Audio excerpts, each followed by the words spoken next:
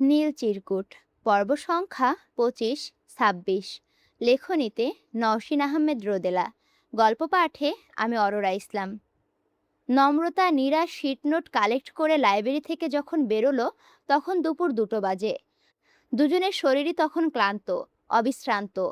নীরা অস্বস্তি নিয়ে বিড়বিড় করলো, অন্তুর কোনো খবর পাওয়া গেল না না? নম্রতা উদাস কণ্ঠে বলল, পাওয়া গেল না তো। এখন তো ফোনও বন্ধ দেখাচ্ছে। চিন্তা করিস না, নাদিম রঞ্জন খুঁজছে, পেয়ে যাবে। নীরা উত্তর দিল না, অতি সপ্তপর্ণে দীর্ঘশ্বাস ফেলল।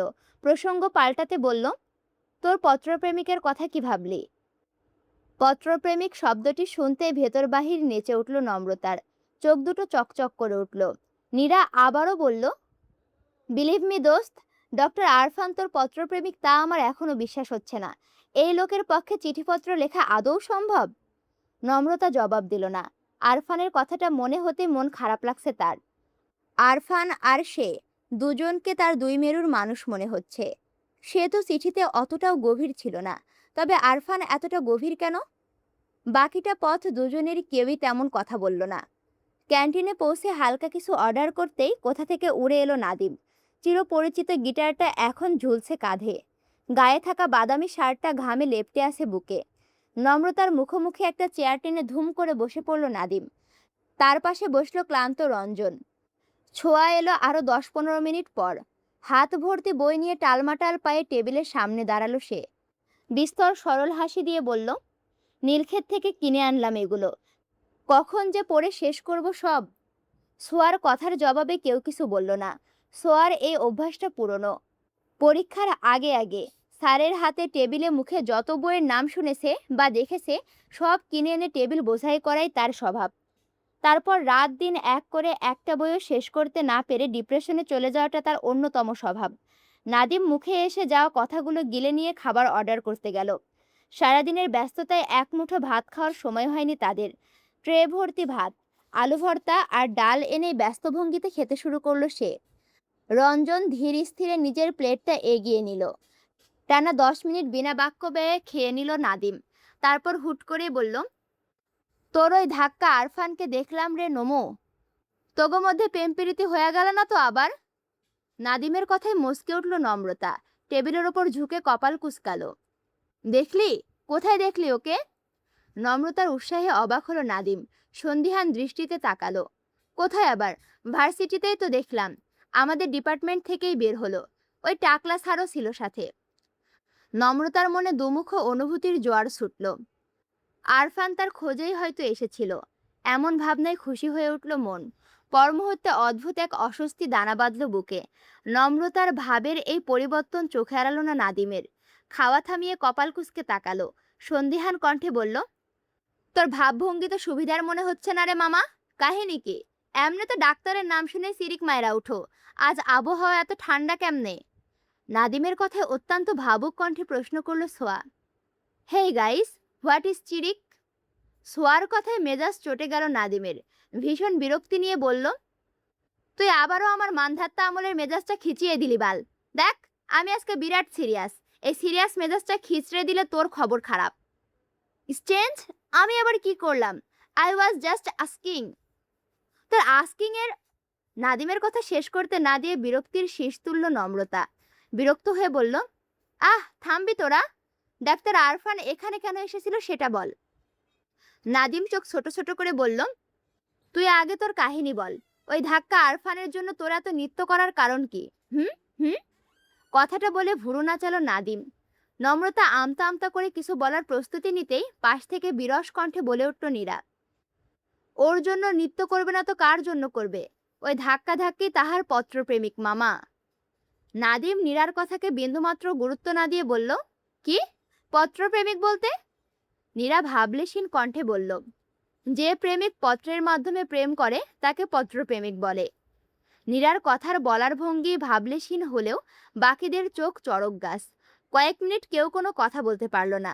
নাদিম খাবার মুখে তুলতে ভুলে গেল। তারপর নিতান্তই তাচ্ছিল্যের সাথে বলল, আজাইরা, আমি জিন্দাগিতেও বিশ্বাস করি না এটাও সম্ভব।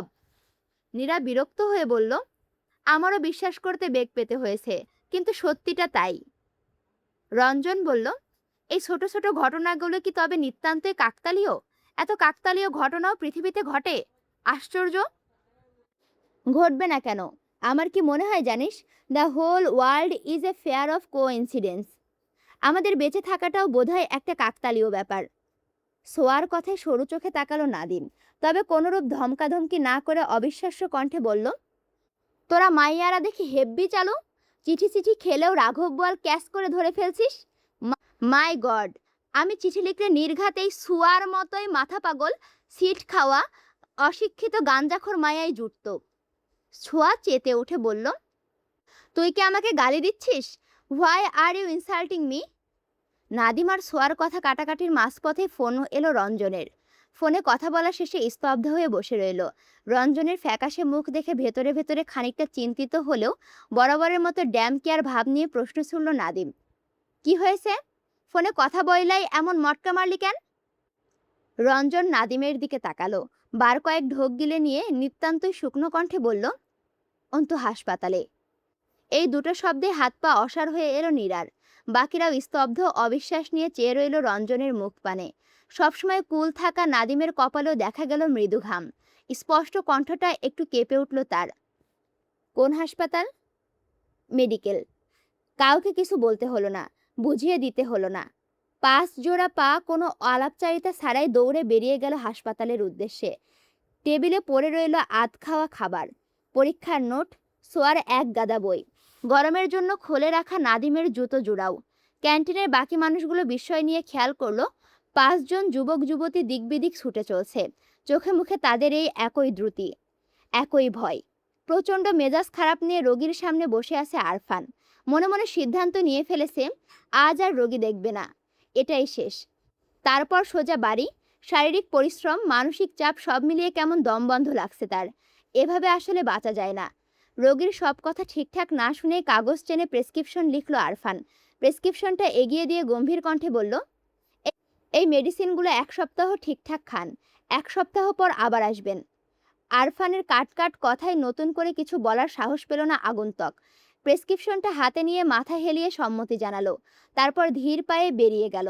আরফান ডান হাতে কপাল চেপে চেয়ারে ঠেস দিয়ে বসলো। বিরক্তি আর রাগে মাথাটা ধপধপ করছে তার। পুরো পৃথিবীটাকে ভেঙে গুড়িয়ে ফেলতে ইচ্ছে করছে। বিয়ে করছে? বিয়ে করছে মানে কি? মন চাইলো আর বিয়ে করে ফেললো? বিয়ে কি মামার বাড়ির মোয়া? বিয়ের আনন্দ আরফানের সাথে 5 মিনিটের জন্য কথা বলতে পারছে না। আরফানকে এই মার প্যাচ, এই মানসিক অশান্তিতে রেখে কিভাবে বিয়ে করে ফেলতে পারে সে?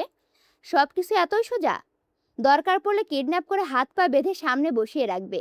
এই ধাঁধা থেকে মুক্তি না দিয়ে যাবে কোথায় এই মেয়ে? আরফান যা ভাবছে তাই যদি হয়, তাহলে তো সারা জীবনেও ছাড়বে না তাকে। থাকতে না চাইলে জোর করে রাখবে। আরফান চোয়াল শক্ত রেখেই ঘড়ির দিকে তাকালো। 4টা 20। চেয়ার থেকে উঠে গিয়ে বের হওয়ার জন্য প্রস্তুতি নিতে দরজায় কড়া নাড়ল। আরফান ফিরে তাকাতে দরজা ঠেলে ভেতরে ঢুকলো ওয়ার্ড বয়। আরফানের কপাল কুঁচকে এলো। ভুরু বাঁকিয়ে তেতো মুখে বলল, কিছু বলবে?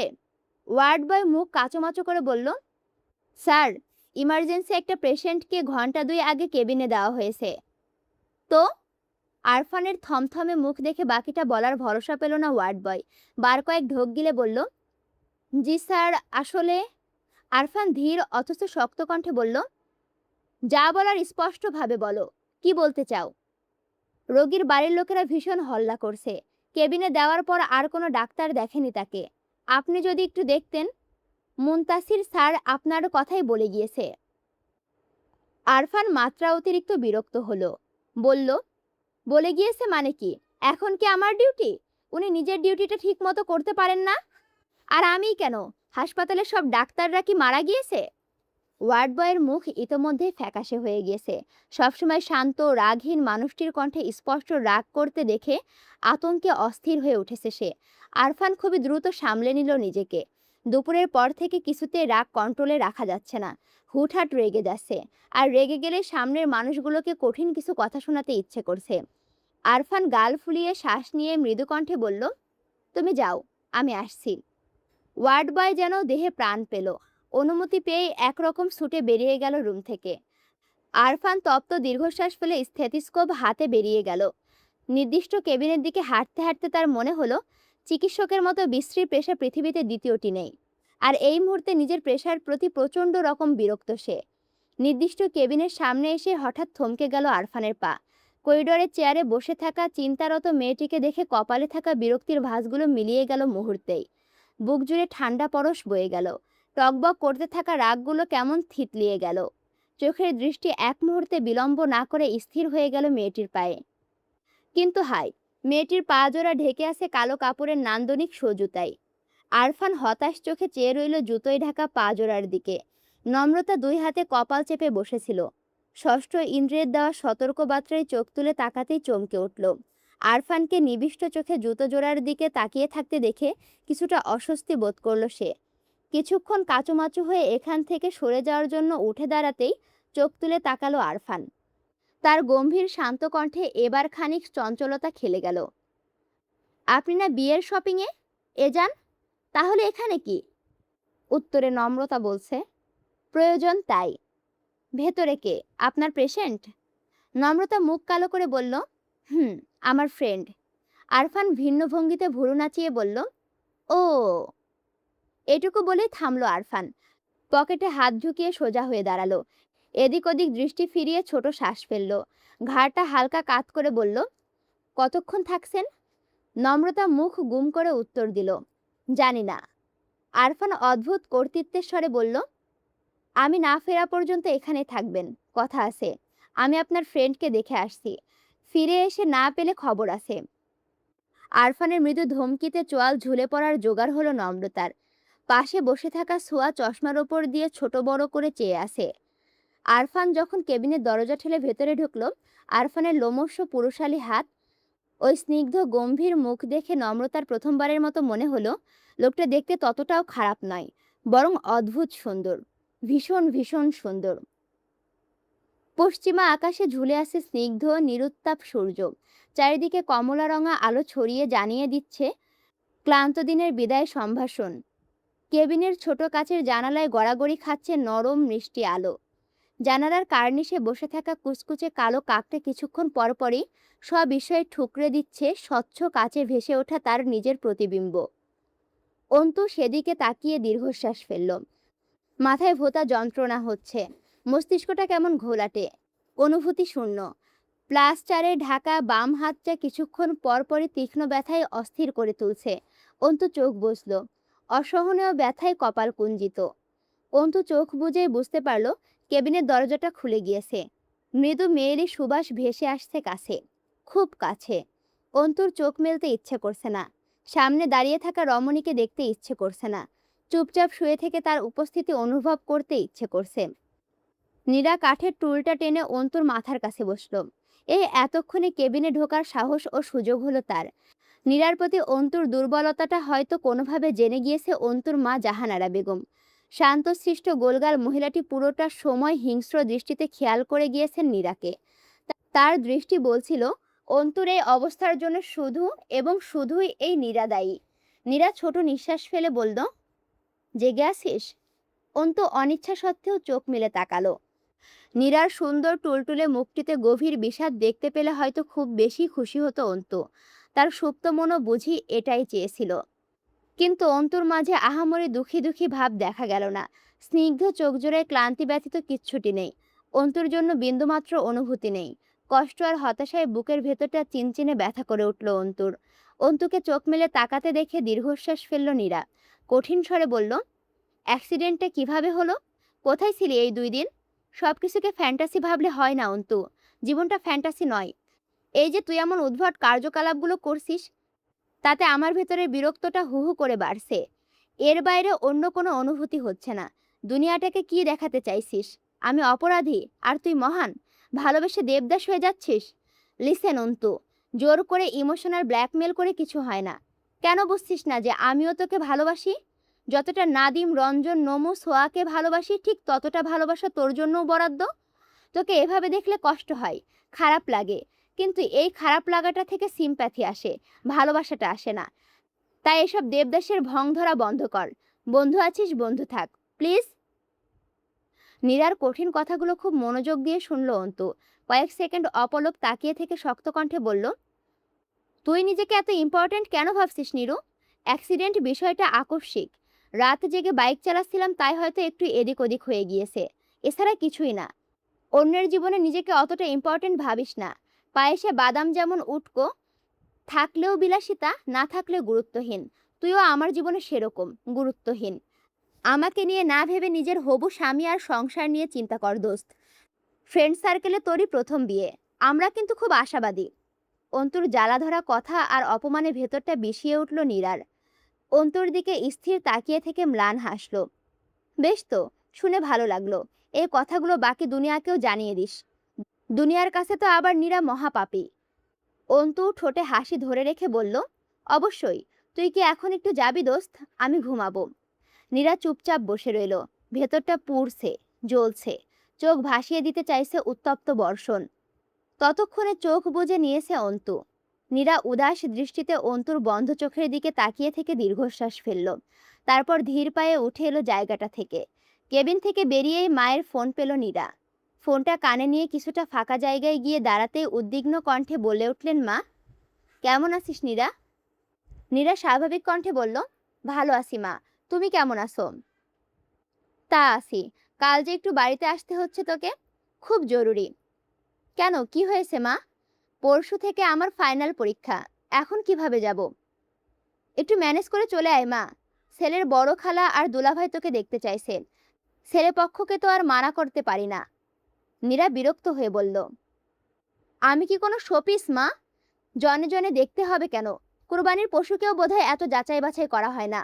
আমার অস্বস্তি লাগে। উপাস থেকে ব্যস্ত উত্তর, অমন বলতে নেই নীরা। বিয়ের সময় ওসব একটু একটু হয়। আমাদের সময়ও হয়েছে।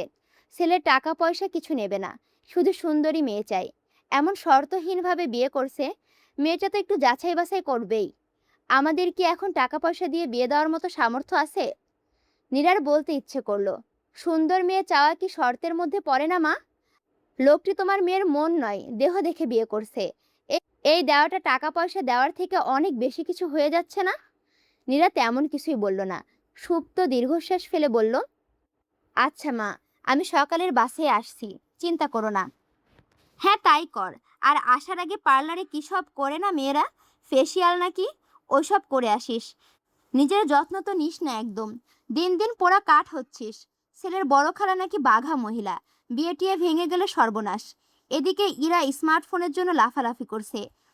দুই বোনের ভার্সিটি খরচ সামলে উঠতে পারছে না ইরাম, তার মধ্যে আবার ফোন।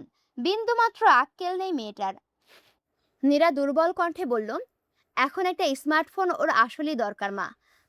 ভার্সিটিতে পড়ছে, সবার সাথে তাল মিলিয়ে চলতে হবে না? তাছাড়া অ্যাসাইনমেন্ট, নোট এসবের জন্য লাগে ফোন। নীরার মা খ্যাপা কণ্ঠে বললেন, কই, তোকে তো কিনে দেয়নি, তুই তাল মিলিয়ে চলতে পারিসনি? উল্টে পড়ে গিয়েছিস।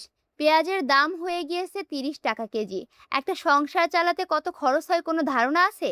ছেলেটা খেটে খেটে মরে যাচ্ছে। মেসে থেকে চাকরি করছে, এই খাচ্ছে এই খাচ্ছে না। এসব কেউ বুঝে না? সারাদিন সেশন ফি, হ্যান ফি, ত্যান ফি। কই, তুই তো নিস না। আমার সাথে ওর তুলনা কেন করছো মা? আমার আর ওর জেনারেশনে যথেষ্ট গ্যাপ আছে। তুমি ওকে অযথা বকো না মা।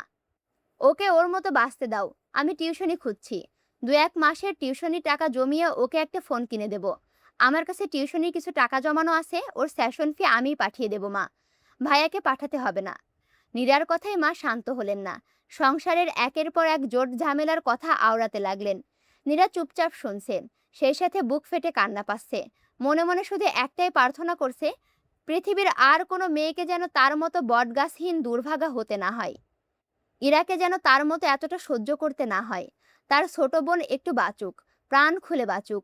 বুক ফাটা কষ্টগুলো দাবিয়ে দিয়ে মস্তিষ্কে চড়া দিয়ে উঠল একটাই চিন্তা, আরেকটা টিউশনি পেতে হবে, খুব শিগগিরই পেতে হবে। রেস্টুরেন্টের চওড়া টেবিলের মুখোমুখি বসে আছে আরফান, নম্রতা। শেষ বিকেলের কমলা আলো তাদের গায়ে পড়ছে না।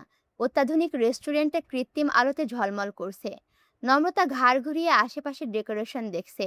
মূলত আরফান নামক মানুষটিকে পুরোদমে অ্যাভয়েড করার চেষ্টা করছে। আরফান নিশ্চুপ চোখে নম্রতার পায়ের দিকে তাকিয়ে আছে।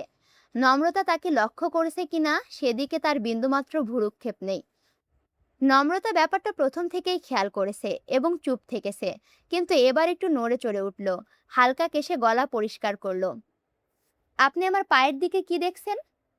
নম্রতার কথায় আরফানের ঘোর কাটল। আনমনা হয়ে বলল, হুম, কিছু বললেন?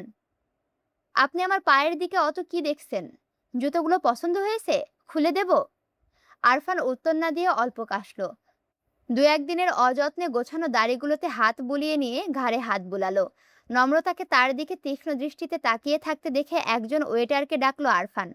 ঠোঁটে হাসি নিয়ে বলল, কি খাবেন? নম্রতা শক্ত কণ্ঠে বলল, কিছু খাবো না। আপনি কি বলবেন বলুন, শুনে চলে যাব। আপনাকে অপেক্ষা করতে বলেছিলাম, তবুও করলেন না কেন অপেক্ষা? নম্রতা এবার চোখে চোখ রাখলো। আরফানের গম্ভীর শান্ত চোখে কোথাও একটা শিশুসুলভ চঞ্চলতা, এক আকাশ কৌতূহল আর মায়া। নম্রতা সেই শিশুসুলভ চোখে চেয়ে বলল, অপেক্ষা খুবই ক্লান্তিকর ডক্টর, তাই এখন আর অপেক্ষা করার সাহস হয় না। আরফান কয়েক সেকেন্ড চুপচাপ বসে থেকে নজর ফেরালো, অন্যদিকে চোখ রেখে বলল, আপনার পায়ে একটা পায়েল দেখেছিলাম সেদিন। তো পায়েলটা আমার পরিচিত। আসলে আপনার পা জোড়াও আমার পরিচিত। ওগুলো সত্যিই আপনার পা? কথাটা বলে হাসলো আরফান।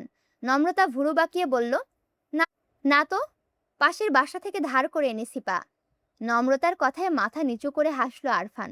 প্রসঙ্গ পাল্টাতে বলল, জুতো জোড়া একটু খুলবেন প্লিজ? নম্রতা অবাক হয়ে বলল, কেন? এক পলক দেখে যে ভাবনাটা এসেছিল সেই ভাবনাটা সঠিক কিনা যাচাই করব।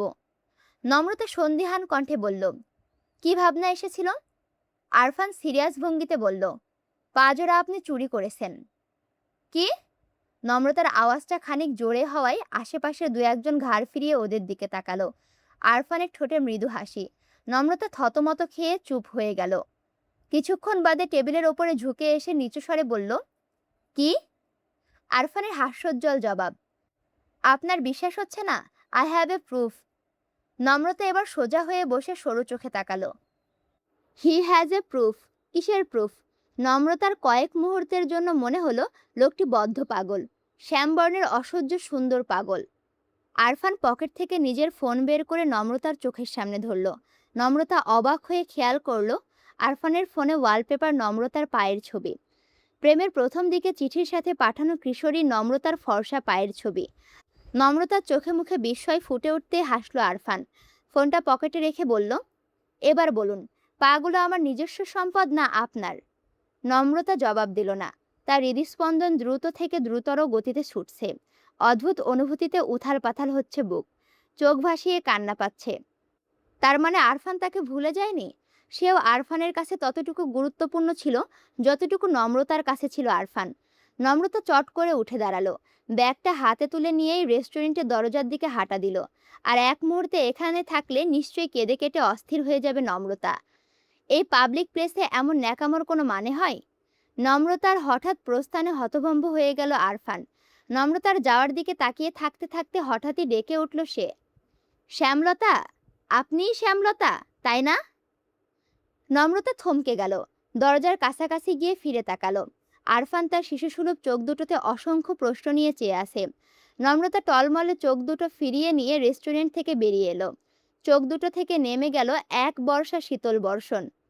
আরফানের বলা শ্যামলতা ডাকটি ঘুরে ফিরে বাজতে লাগলো কানে। আকাশ বাতাস এই কোলাহলময় শহরের সবকিছুকে ছাপিয়ে ডেকে উঠল একটি পুরুষালী কণ্ঠ, শ্যামলতা, আপনি শ্যামলতা, তাই না? নম্রতার চোখ ঝাপসা হয়ে আসছে, মস্তিষ্ক ফাঁকা হয়ে আসছে। চিৎকার করে পুরো পৃথিবীকে জানাতে ইচ্ছে করছে, শুনছো, আমি পেরেছি। 4টা বছর অপেক্ষার জ্বালা সইতে আমি পেরেছি। সে এখন আমায় ডাকে। কি আশ্চর্য, আজ আমি তাকে শুনতে পাই। রাত 2টো কি 3টা বাজে। এত রাতেও হলের দু একটা রুম থেকে গুনগুনিয়ে পড়ার আওয়াজ আসছে। সিনিয়রদের তাসের আড্ডায় হই হুল্লোড় কানে আসছে মৃদু। নাদিম রঞ্জন মাত্রই হাসপাতাল থেকে ফিরেছে। ঘামে গোসল হয়ে থাকা শরীর থেকে বিদঘুটে গন্ধ আসছে। ঘামে ভেজা শার্টটা খুলে বিছানায় ছুঁড়ে ফেলে চেয়ারে গায়ে এলিয়ে বসলো নাদিম। শরীরটা প্রচণ্ড ক্লান্ত।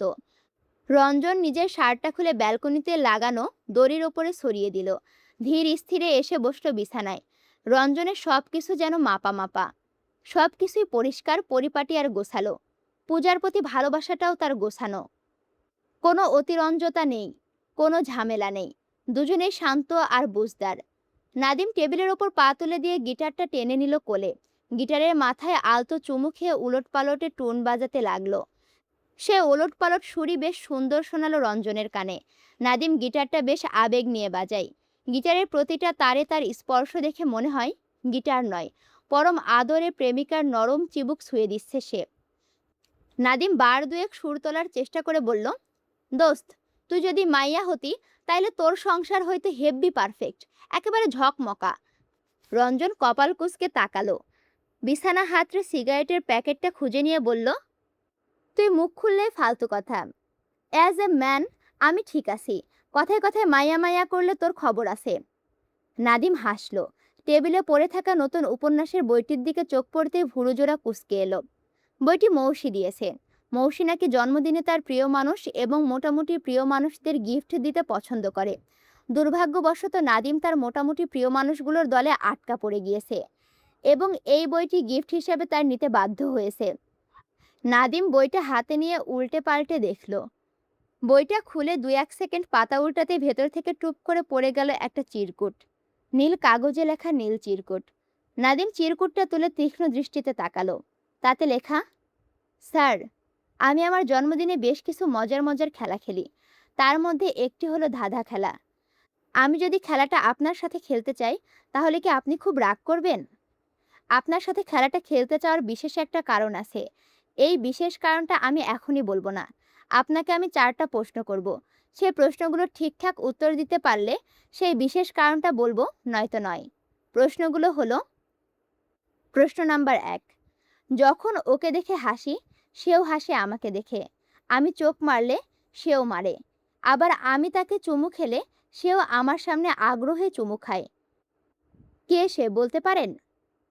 প্রশ্ন নাম্বার ২, এই জিনিসটা আসলে আমার, কিন্তু আমার কাছে ছাড়া তা শুধু তোমার কাছেই থাকতে পারে। কোন জিনিসের কথা বলছি জানেন?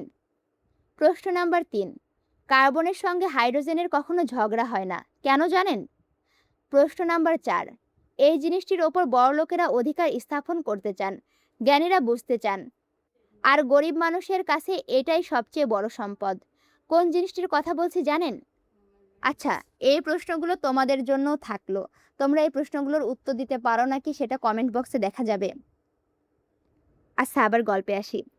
স্যার, আপনি কি প্রশ্নের উত্তরগুলো ধরে ফেলেছেন?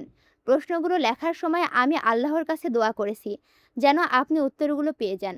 আমি সেই বিশেষ কারণটা আপনাকে বলতে চাই। আপনি উত্তরগুলো খুঁজে না পেলে সেই বিশেষ কারণটা আমার বলা হবে না। ইতি, মৌসি।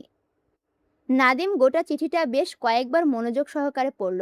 প্রশ্নগুলো খুবই সহজ, প্রশ্নের উত্তরগুলোও আরও সহজ। মৌসির সেই রহস্যময় বিশেষ কারণটা স্পষ্ট। নাদিম দ্রুত সিদ্ধান্ত নিয়ে ফেলল, এই প্রশ্নের উত্তরগুলো সে মৌসিকে বলবে না। মৌসির বিরক্তিকর বিশেষ কারণটা সে শুনবে না, কিছুতেই না। নাদিম চিরকুটটা খুলে দুমড়ে মুচড়ে জানালার বাইরে ছুঁড়ে ফেলল। রাতের অন্ধকারে হারিয়ে গেল কিশোরী মেয়ের একদলা অনুভূতি আর স্বপ্ন। আসসালামু আলাইকুম রহমতুল্লাহ। কেমন আছো তোমরা সবাই? আচ্ছা, তোমাদের কাছে এই নীল চিরকুট উপন্যাসটা কেমন লাগে? আমার কাছে তো বেশ ভালোই লাগে। তোমাদের কাছে কেমন লাগে অবশ্যই কমেন্ট করে জানাবে। আর হ্যাঁ, ভিডিওতে বেশি বেশি করে লাইক, কমেন্ট, শেয়ার করো। রেসপন্স না পাইলে আবার ভিডিও দেওয়া বন্ধ করে দেব। আসলে না, অনেক কষ্ট করে ভিডিও বানানোর পরে যদি তোমাদের রেসপন্স না পাওয়া যায় তখন আর ভিডিও দিতে ইচ্ছা করে না। যাই হোক, আমার চ্যানেলটি যদি এখনও সাবস্ক্রাইব করে না থাকো অবশ্যই সাবস্ক্রাইব করে পাশে থাকো। দেখা হচ্ছে পরবর্তী ভিডিওতে। আমি তোমাদের সাথে আছি, তোমাদের অপ্রিয় পাঠিকা অরোরা ইসলাম। আল্লাহ হাফেজ।